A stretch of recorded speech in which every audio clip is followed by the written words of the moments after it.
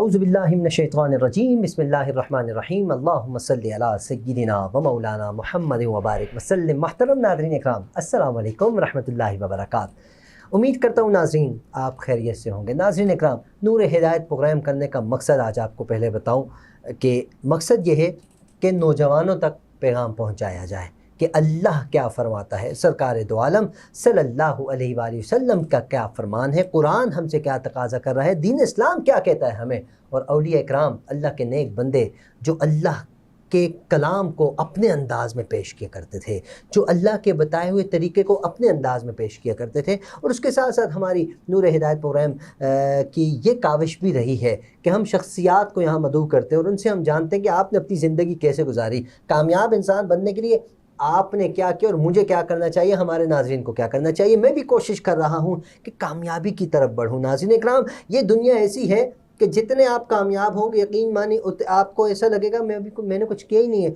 जितना आप आगे बढ़ते चले जाएंगे आपको ये महसूस होगा मैंने अभी कुछ भी नहीं किया। जिस इंसान के जहन में ये आ जाए कि मैंने अभी कुछ भी नहीं किया, वो बहुत कुछ कर जाता है। और जिस इंसान के जहन में ये आ जाए, मैंने अपने बड़ों से सुना है जो मेरे साथ यहाँ आकर मुझे बताते रहे, मैंने ये सीखा है कि जो आकर ये कह दे यार मैंने तो कमाल कर दिया, मैंने ये सीख लिया वो सीख लिया, यकीन मानिए उसने कख नहीं सीखा। और जो ये कह दे कि मैंने कुछ भी नहीं सीखा, वो आगे बढ़ता है, उसकी तलब होती है आगे बढ़ने की। नाज़रीन इकराम, आज की जो हमारी शख्सियत है हमारे साथ पहले भी नूर हिदायत का हिस्सा बन चुके हैं और यकीनन ये आने वाले प्रोग्राम्स में भी नूर हिदायत का हिस्सा रहेंगे। मैंने रिक्वेस्ट की कि हज़रत, क्योंकि आपसे बहुत कुछ सीखने को मिलता है, कुछ शख्सियात ऐसी होती हैं जिनसे आपको बात करके अच्छा लगता है। मेरे प्रोग्राम में जितने लोग हैं सब अच्छे हैं, लेकिन जाहिर सी बात है कुछ आपके दिल में उतर जाते हैं। तो हमारी इस वक्त जो शख्सियत है, मुराद अली साहब हमारे साथ मौजूद हैं, दिल में उतर गए हैं, अंदाज़ गुफ्तगू बड़ा प्यारा है, मुस्कुराहट रहती है चेहरे पे।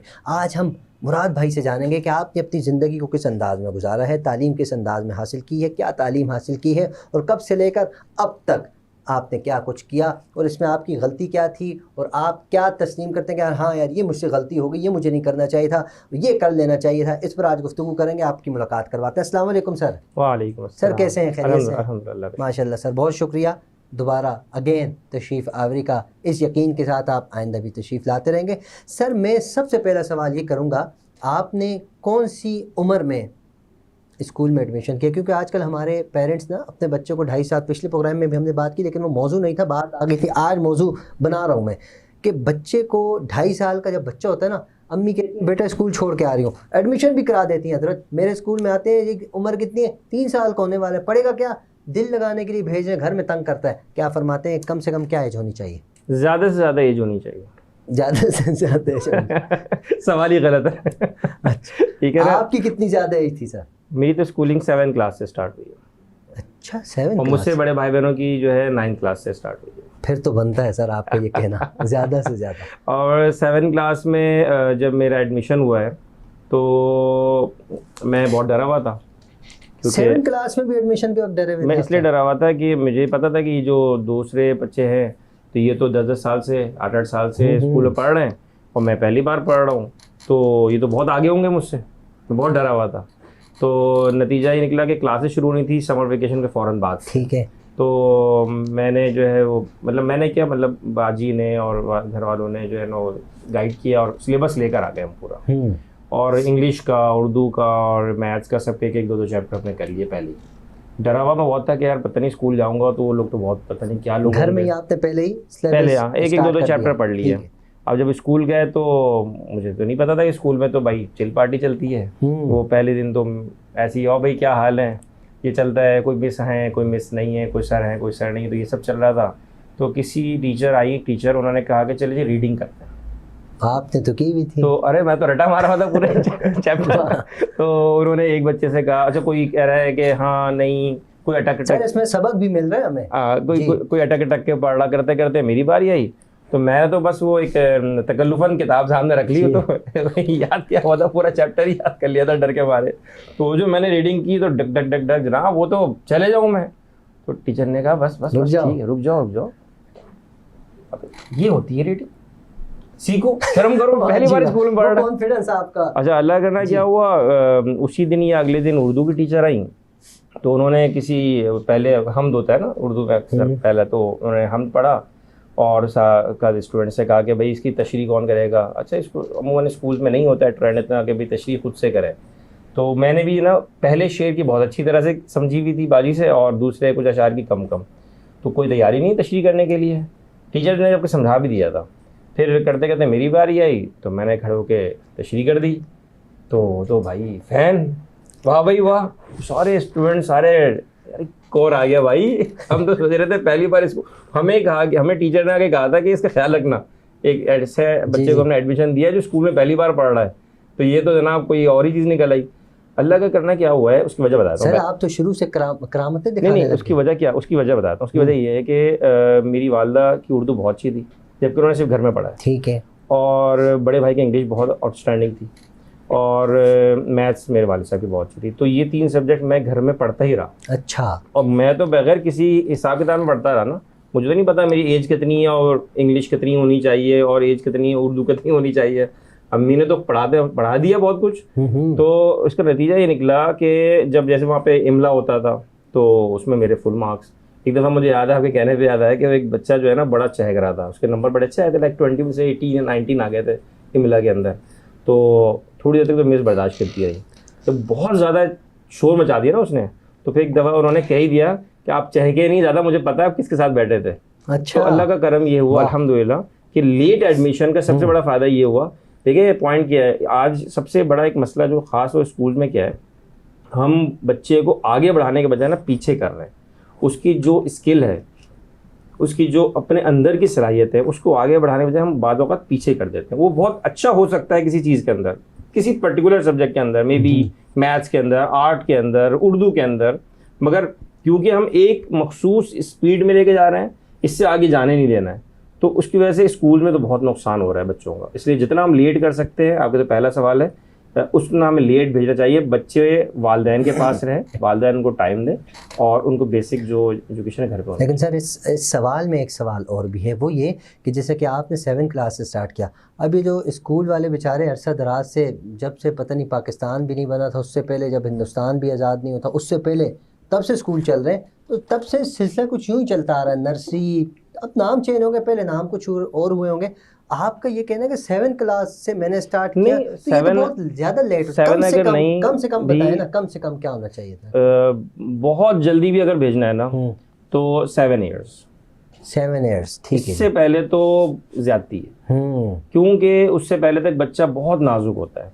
उसके बाद बहुत सारे क्वेश्चंस होते हैं जो कि स्कूल से उसको जवाबात मिलने ही नहीं है, उनके पास टाइम ही नहीं है जी। वो फंसे हुए हैं अपनी कॉपियाँ चेक करने में, गिनतियाँ पूरी करने में, भागने दौड़ने में। उन सवालात के जवाब सिर्फ वालिदैन के पास ही हैं, और अगर वालिदैन के पास नहीं है तो वालिदैन इतनी जिम्मेदारी के साथ जवाब अरेंज करके दे सकते हैं, मगर और कोई नहीं दे सकता दुनिया में। इस बात पे मैं भी स्कूल वालों से एक इख्तिलाफ करना चाहूँगा कि एक टीचर है क्लास में, उसको इन्होंने 32 बच्चे दिए हुए, 32, ज़्यादा से ज़्यादा, कम से कम 22 हो गए जी। अब उस टीचर ने बच्चों को लेसन देना भी है, सुनना भी है, होमवर्क भी देना। होमवर्क नहीं जाएगा तो अगले दिन वालिदा मोहतरमा स्कूल में डायरी लेकर आ जाएंगे, क्या करा रहे हैं आप लोग। फिर उसी टीचर ने बच्चों की कॉपीज़ भी चेक करनी है। पीरियड का टाइम क्या है, 40 मिनट, 45 मिनट ज़्यादा से ज़्यादा। टीचर बेचारी क्या करे? हमें चाहिए इसका कोई हल निकालें। डायरीज चेक करवानी है, कॉपीज़ चेक करवानी है, उसके लिए इजाफी टीचर रख लें, अलग से कोई टीचर रख लें। एक टीचर का काम हो सिर्फ बच्चों को ब्लैक बोर्ड पे या वाइट बोर्ड पे पढ़ाना। आप इस पर क्या फरमाते हैं जी? पढ़ाना होना चाहिए, बिल्कुल होना चाहिए। और असल में जो नहीं हो सकता आज के जो डायनामिक्स है स्कूलों में, इसमें तो मुमकिन नहीं है। ये अलग बात है, कुछ स्कूल ने शुरू किया है, एक्सपीरियंस बेस्ड लर्निंग के ऊपर काम शुरू किया है, जो बच्चों को एक्सपीरियंस बेस्ड लर्निंग करा रहे हैं। बहुत कम है, 1-2 ही हैं, एक्सपेंसिव भी है, ऐसी बात है वो, मगर सही बात तो यही है कि हम एक्सपीरियंस बेस्ड लर्निंग करें, एक्सपेरिमेंटल एजुकेशन हो। ये जो मसला है ना, जो लगा बंदा गिनती पूरी हो रही हैं और इस तरह, तो ये तो सिवाय डैमेजेस के कुछ नहीं है। बहुत नुकसान हो रहा है इसकी वजह से, बहुत नुकसान हो चुका और नुकसान ही होता रहेगा। चलें जी, अल्लाह पाक आसानियाँ पैदा फरमाए। हमारी दुआ भी है, हम कोशिश भी कर सकते हैं, प्रोग्राम में कह भी सकते हैं। अच्छा हज़रत, जब आपने मैट्रिक किए, थोड़ा सा पीछे एक स्टेप पीछे आ जाए ज़रा सा। अच्छा एक पीछे, हाँ वो ये है 7 क्लास पे। हाँ नहीं 7 नहीं, थोड़ा सा आगे बढ़ जाते हैं। वो आपने असल में पूछा ये ना कि फैसले और गलतियाँ, वो मैं इसलिए मुझे एकदम से याद है कि इस बीच में है ये मैट्रिक से पहले प्लीज़ ये वो बहुत और इंटरेस्टिंग है और अनयूजुअल है। वो ये है कि जब मेरे 9th क्लास का रिजल्ट आ गया, 9th क्लास का रिजल्ट आया, तब आपको अंदाजा है कि 9th का रिजल्ट बहुत लेट आता है और उसके बाद 10th में बहुत कम डिस्टेंस रह जाता है। आजकल पहले ही पता चल जाता है, पहले पता भी पेपर देते हुए स्टूडेंट कहते हैं मैंने अच्छी चीटिंग की है, अंदाजा और है मगर एग्जैक्ट जो नंबर्स आते हैं तो एक क्लैरिटी होती है। तो 9th का रिजल्ट बहुत लेट आता है क्योंकि सबने 10th का एग्जाम ही देना है, चाहे आप 9 में सारे में भी फेल हो तब भी आपने 10th का एग्जाम देना, सप्लीमेंटरी देनी है। 9th का जब रिजल्ट आया तो मेरी बनी कोई if I am exactly right 63%। 63 आपकी ये नहीं, सॉरी 63 नहीं, 73 करीब बनी, जो कि बहुत कम बहुत थी। अच्छी है सर, अगर क्योंकि आपने 7th क्लास से स्कूल नहीं, 73 बहुत कम थी, जो कि मेरी क्लास के और स्टूडेंट्स की भी तकरीबन इतनी थी, कुछ की ज़्यादातर की कम थी, मगर वो that was a blast kind of thing for me. तो हुआ क्या कि अच्छा कुछ चीज़ें ऑलरेडी चल रही थी, ऑलरेडी मैं परेशान था उसको लेकर के। मैंने घर गया हूँ, मैंने मशवरा किया है स्कूल चेंज कर दिया 10th क्लास के समवेयर इन दी सितंबर। तो ये अच्छा फैसला था, स्ट्रेंज अनयूजुअल फैसला। कैन यू इमेजिन मेरी ये परसेंटेज कितनी थी फिर मैट्रिक में? ओवरऑल 80%, यानी कि I got somewhere around 88 something. ये भी 25 साल पहले की बता रहा हूँ, 98। तो देखें ये बहुत मुश्किल चीज़ें होती हैं समटाइम। बिल्कुल। अब इसमें एक तो मैं उस वक्त मैं तो बच्चा था ना, मैं उस लिहाज से देख रहा हूँ कि मैं अगर अपने आप को भी रिकॉल करूँ, दैट वाज, मैं आज सोचता हूँ बड़ी हैरत होती है मुझे कि यार मैंने उस टाइम नहीं सोचा कैसे। फिर मैं अपने वालिदैन को, बाजी को सोचता हूँ कि उन लोगों ने कैसे सपोर्ट कर दिया मुझे, फिर बड़े भाई को कि मुझे कैसे लेके चले गए दूसरे स्कूल के अंदर। मैं बिल्कुल सरप्राइज था और बिल्कुल मैं डर गया था। नॉर्मली ऐसा होता नहीं है, नॉर्मली ऐसा नहीं होता। फिर दूसरे स्कूल में गए, अल्हम्दुलिल्लाह वहाँ पे पढ़ाई का एनवायरनमेंट था, बहुत डिफरेंस था। वो तो समझ ऑलमोस्ट सिलेबस पूरा कर चुके थे, मगर वो जो देखें एक होता है ना बड़े रेस में जब आप जाते हैं तो फिर आपको बोलता है कि मेरी स्पीड बहुत कम है। आप छोटे रेस में चलते रहेंगे तो फिर आपको क्या पता। बिल्कुल ऐसे तो और इन्वायरमेंट का भी फर्क होता है। तो एक तो ये अजीब स्ट्रेंज चीज़ मेरी लाइफ में गुजरी, अल्लाह का शुक्र है फिर रिजल्ट कुछ बेहतर आ गया। फिर दिल्ली कॉलेज और आदम जी डीजे सारे ऑप्शन भी मिल गए। फिर प्री मेडिकल का फैसला किया। वो इसलिए फैसला किया कि बस अच्छा लगता था कि डॉक्टर अच्छे लगते हैं, और मैं बचपन में बीमारी बहुत रहा तो मुझे था कि मैं भी डॉक्टर बनूँ, लोगों का इलाज करूँ। मेडिकल लेने के बाद एहसास हुआ कि मैंने गलत कर दिया। ये क्यों, इसकी क्या वजह? असल में मेडिकल के अंदर बहुत ज़्यादा रटा है, नंबर 1 बात, बहुत ज़्यादा मेहनत है, बहुत ज़्यादा, नंबर 1 बात। और नंबर 2 बात, जो माइंडसेट था जो कि गलत है, मगर माइंडसेट ये था कि जल्दी से पैसे कमाने, जल्दी से पैसे। तो वो अंदाज़ा हो गया थोड़े अरसे के बाद, यानी कि इंटर ही के अंदर अंदाज़ा हो गया कि मेडिकल में तो भी पैसे बहुत देर से। तो और आईटी का सुनगुन शुरू हो गया था, चीज़ें आनी शुरू हो गई थी। इर्द गिर्द कुछ कज़न, कुछ रिश्तेदार आईटी में करके पैसे अच्छे कमा रहे। तो बस वो जो माइंडसेट चेंज हुआ है, वहाँ से फिर 2 साल मेडिकल से इंटर करने के बाद तीसरे साल ऑप्शन होता है, बहुत कम लोगों को पता होता है इंटर की रजिस्ट्रेशन 3 साल की होती है। तो तीसरे साल में वो जितने भी जो हमारे सब्जेक्ट्स हैं ऑप्शनल वो हम दे सकते होते हैं। ठीक है। तो तीसरे साल मैंने 2 मैथ्स के पेपर दिए, इंजीनियरिंग से हो गया, और फिर मैं एनआईटी चला गया। मगर उस बीच में मैंने 1 साल कराची यूनिवर्सिटी पढ़ा था, बैकअप केमिस्ट्री में पढ़ रहा था मैं कि अगर खुदा ना खास्ता मैथ्स में चम बन गया तो मैं फिर जेनेटिक इंजीनियरिंग की तरफ चला जाता। वो आई डोंट नो, अल्लाह मकसद फरमाए अगर हमारे सर इंतकाल हो चुका हो और ज़िंदगी दे, सेहत दे, अगर हयात है तो डॉक्टर अजीज़ साहब होते थे, उन्होंने मुझे मशवरा दिया। जबकि बहुत कम लोगों को ये बातें पता होती हैं, बहुत कम लोग ऐसे मशवरे देते हैं कि केमिस्ट्री से पढ़ के, क्योंकि केमिस्ट्री के नंबर 1 टीचर्स थे उस वक्त कराची के, तो उनसे मशवरा किया। तो ये बैकअप प्लान था केमिस्ट्री वाला, और फिर इंजीनियरिंग में जाके फिर एनआईटी यूनिवर्सिटी में चले गए। अच्छा सर, जैसा कि अभी मैट्रिक के पेपर चल रहे हैं, 9-10 के बाद मैट्रिक के बाद स्टूडेंट्स जो है ना कशमकश हो जाते हैं, कशमकश एक शिकार हो जाते हैं कि यार पता नहीं किस फील्ड में जाए, क्या करें। मैं चाहूँगा मशवरा दें ना कि क्या करना चाहिए बच्चों, स्टूडेंट्स को क्या करना चाहिए, क्या पेरेंट्स की रहनुमाई हासिल करनी चाहिए उन स्टूडेंट्स को, अपने टीचर्स की रहनुमाई? मैं एक एग्जांपल देता हूँ, उससे फिर हम कंक्लूड कर लेते हैं। मैंने ट्यूशन बहुत पढ़ाई, जब मैं यूनिवर्सिटी में पढ़ रहा था उस ज़माने बहुत ट्यूशन पढ़ाई है, ओ लेवल्स को, इंटर को, और भी दूसरे स्टूडेंट्स को भी। एक ख़ास केस मिला मुझे एक ज़माने में। अब वो इस केस ये था, एक बच्ची थी और वो 2 दफ़ा इंटर के एग्ज़ाम दे चुकी थी। उसको मसला था एपिलेप्सी का, मिर्गी। और उसके साथ होता ये था कि जितने भी टफ सब्जेक्ट्स हैं ना, मैथ्स, केमिस्ट्री, फिजिक्स, वो उस दिन उसको अटैक हो जाता था हमेशा। फर्स्ट ईयर में भी, सेकंड ईयर में, सब में उसको अटैक हुआ और वो पेपर नहीं दे सकी। तो उसकी घर वाले बड़े परेशान थे वो सारी बड़ी क्वालिफाइड किस्म की फैमिली, सब पढ़े लिखे लोग थे, एजुकेशन में आगे थे सारे और अच्छी अच्छी जॉब्स कर रहे थे। तो उनको बड़ा था कि यार हमारी ये बहन जो है ना ये भी पढ़ ले। तो किसी तरह से मुझसे उन्होंने रब्ता किया, मैं पढ़ाने के लिए गया, तो मैंने देखा बच्ची तो ज़हीन थी। फिर मैं उसको स्टडी किया और अल्लाह का शुक्र ये हुआ अल्हम्दुलिल्लाह, जब मैंने उसको पढ़ाया है तो उस साल उसको किसी पेपर में अटैक नहीं हुआ और उसने पेपर भी काफ़ी सारे पास भी कर लिए। मगर इसी के साथ मैं एक और बात ये कहूँ कि ये भी गलत है, ये जो एक्सरसाइज थी ना पूरी गलत थी एक्चुअली। उनके घर में कोई अगर ऐसा होता या शायद मुझे उस ज़माने में शऊर होता तो मैं उनसे कहता कि आप इसको आपने गलत चक्कर में डाल दिया। क्यों? मतलब क्या मतलब दुनिया ख़त्म हो रही है प्री इंजीनियरिंग से इंटर करने पे? मैथ्स पढ़ना और प्री इंजीनियरिंग पे ये दुनिया तो नहीं ख़त्म हो रही, दुनिया में बहुत कुछ है जी।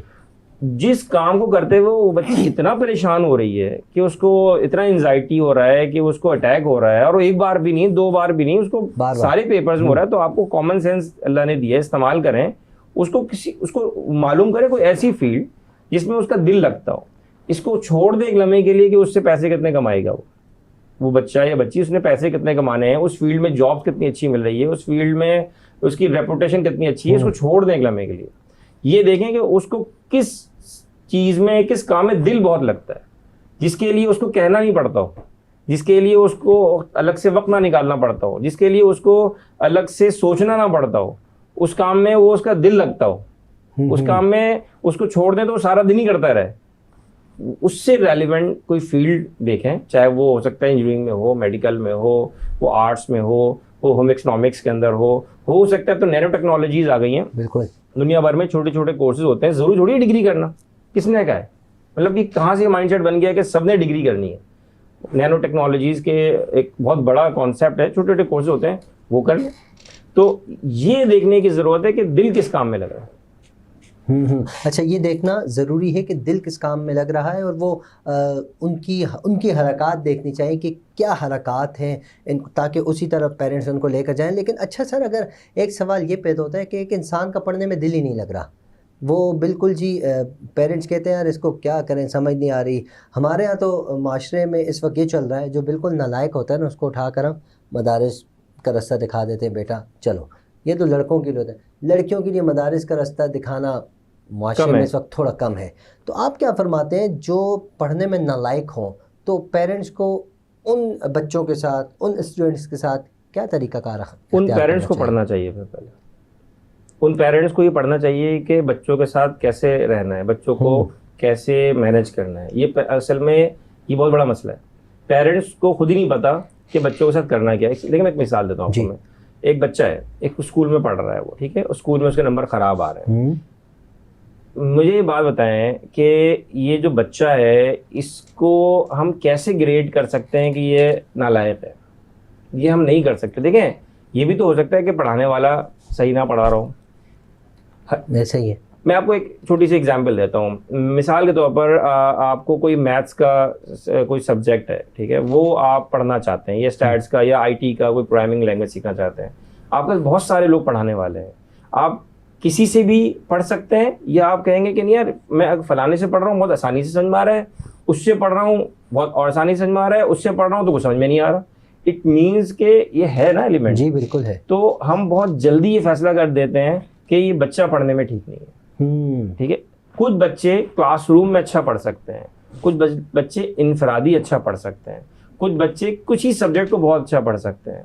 तो इस तरह से बहुत सारे और भी चीज़ें हैं, ठीक है। तो ये बहुत जल्दी हम उन नंबरों पे चले जाते हैं कि 100 में से 80 आए, 90 आए और ये आ रही है। मैं एक मिसाल देता हूँ। जी जी, मैट्रिक के मैथ्स से बहुत सारे लोग बच्चे बड़े आराम से 90s में नंबर ले लेते हैं, ठीक है। उन सारे बच्चों को जो 95 प्लस हो ना, किसी दिन जमा करें, मैं उनसे बहुत ही बेसिक मैथ्स के क्वेश्चंस करूंगा, उनमें से बहुत से बच्चे जवाब नहीं दे सकेंगे। उसकी वजह ये है कि हमारा जो एग्जामिनेशन सिस्टम है, जो पेपर पैटर्न है और बहुत सारी चीज़ें, वो इस तरह से डिज़ाइन नहीं है कि स्किल को पता कर सकें, रटे लगे हुए हैं, ठीक है ना। मतलब आधा 50% ज़्यादा पेपर तो हमें अंदाज़ा होता है, पहले ही पता होता है। मतलब कोई जो है 2 नंबरी ना हो, कोई 2 नंबरी ना हो, फिर भी पता है कि ये इतना तो आ ही जाएगा। तो जब 50% पेपर वैसे ही पता है तो फिर रटे मार के भी पहुंच जाएगा बच्चा, और हो ही रहा है। तो बजाय इसके कि स्किल डेवलपमेंट हो, हम जो है ना ये नंबर्स नंबर्स की डेवलपमेंट पे सारी एफर्ट चल रही है। बिल्कुल जी। अच्छा, जाते जाते मैं चाहूँगा कोई पैगाम भी नौजवान नस्ल को आज के मौजू के हवाले से। मौजू तो यही था कि आपकी शख्सियत पर हमने बात करने की कोशिश की है। जाते जाते ये भी बता दीजिए कि आपने जो तालीम हासिल की, क्या उसका फ़ायदा भी आपको हुआ है? क्या आप उसी फील्ड में अब तक चल रहे हैं, आपने तालीम हासिल करने के बाद भी फील्ड चेंज कर दी? सच बताऊं तो बिल्कुल पक्की बात है, मैंने बिल्कुल गलत फील्ड में पढ़ाइयाँ पढ़ी हैं सारी, ठीक है ना। मैं मेडिकल की लाइन का था, ना मैं इंजीनियरिंग की लाइन का था। वो तो अल्लाह ने करम कर दिया कुछ ऐसा कि जब मैं 2008 में टीआरजी में गया तो गोगे उस वक्त भी मैं सॉफ्टवेयर इंजीनियर था, मगर वहाँ से कुछ मुझे बीआई, बिजनेस इंटेलिजेंस और डेटा वेयर हाउसिंग इस तरह का कुछ मुझे अपॉर्चुनिटीज़ मिल गई। और फिर बाद में जाके वो ये जो प्राल के पेरोल पे रहा मैं, और पीएसडब्ल्यू के और कस्टम के जो मुझे प्रोजेक्ट करने का मौका मिला, तो उसमें मेरी जो बहुत सारे स्किल्स थी, हिडन स्किल्स थी, वो किसी दर्जे में काम आ गई कि मैं मुश्किल सिनेरियो होता था इस तरह के ब्यूरोक्रेट्स को प्रेजेंटेशन देना, डिसीजन मेकिंग करवाना, वो अल्लाह ने मौका दिया, वो किसी दर्जे में स्किल्स यूज़ हो गई। अदर वे अराउंड अगर देखा जाए तो मैंने और मेरे साथ के जो लोग थे उन्होंने तो कोई कसर नहीं छोड़ी थी कि वो सब ज़ाया हो जाता। और मैं जस्ट एक अंदाजे के लिए मैं बता रहा हूँ कि ना, कि अगर मैं आज की तारीख में मेरी जो 1 मिलियन के करीब अगर टैक्सेबल इनकम है, तो ये कुछ भी नहीं है। अगर मतलब जस्ट यू कैन इमेजिन कि जो बंदा गलत लाइन पे पढ़ के अगर पैसे कमा रहा हो तो वो सही लाइन पे जाता और वो सही लाइन पे आगे जाता और ग्रो करता, तो maybe with respect to revenue भी ज़्यादा अच्छे पैसे कमा सकता था मैं, और मे बी सोसाइटी को ज़्यादा बेनिफिट हो सकता था मुझे, और ख़ुद को भी with respect to self development भी मुझे ज़्यादा फ़ायदा होता शायद। लेकिन सर, आप जिस फील्ड में भी रहे हैं, आपने अपने आप को उस फील्ड का मोहताज नहीं बनाया, बल्कि आप उस फील्ड से सीखते रहे हैं। इस पर आपको एक अजीब बताता हूँ, आपने एंजॉय किया। इसको एक अजीब बताता हूँ। जब एनईडी में हमारा एनुअल डिनर था ना, तो मैंने एक स्क्रिप्ट लिखा 13 मिनट्स का, 13.5 मिनट का पाकिस्तान पे, और उसको मैंने ड्रामेटाइज करवाया। तो उसमें बड़े सारे ज़माने के जो आर्टिस्ट दोस्त थे वो भी आए हुए थे। तो मेरा एक क्लास फेलो था, उसने उस दिन मुझे क्या, मुराद तूने ये जो किया है ना, इतना अंदाज़ हो गया तू कभी भी जो है जॉबलेस नहीं रह सकता, मतलब तू कभी भी ये नहीं हो सकता कि तू बेरोजगार है। ये मतलब that was very different thing जी, आर्टिस्टिक, बिल्कुल 13 मिनट का आप स्क्रिप्ट लिखें और बिल्कुल संजीदा किस्म का, ऐसे कि लोगों के आंसू निकल आए। तो फिर उसको वो पहला और आखिरी स्क्रिप्ट, उसके बाद नहीं किया। उसके बाद आपने नहीं लिखा? यही नहीं। अगर आप लिखते तो कितने लोगों के आंखों में आंसू आते हैं, मुस्कुराहटे भी आ सकती है। क्या जब भी मैं कहा शायद आपने इस वजह से ना लिखो, मैं लोगों को रुलाना नहीं टॉपिक पाकिस्तान का था, असल में पाकिस्तान की जो हालात थे उसके ऊपर था वो। और अगर आज के आप हालात पर लिखे फिर तो हंसी। क्या बात है सर। मुराद अली साहब, आपका बहुत शुक्रिया आपकी तशरीफ़ आवरी का। नाज़रीन इकराम, प्रोग्राम का वक्त इख्तिताम की जाने में आपसे गुजारिश है, अपना ख्याल रखिए, अपने अहल वयाल, अपने पड़ोसी, अपने रिश्तेदार, सबका ख्याल रखिए, हम सबको अपनी दुआ में याद रखिए। अस्सलाम वालेकुम रहमतुल्लाह।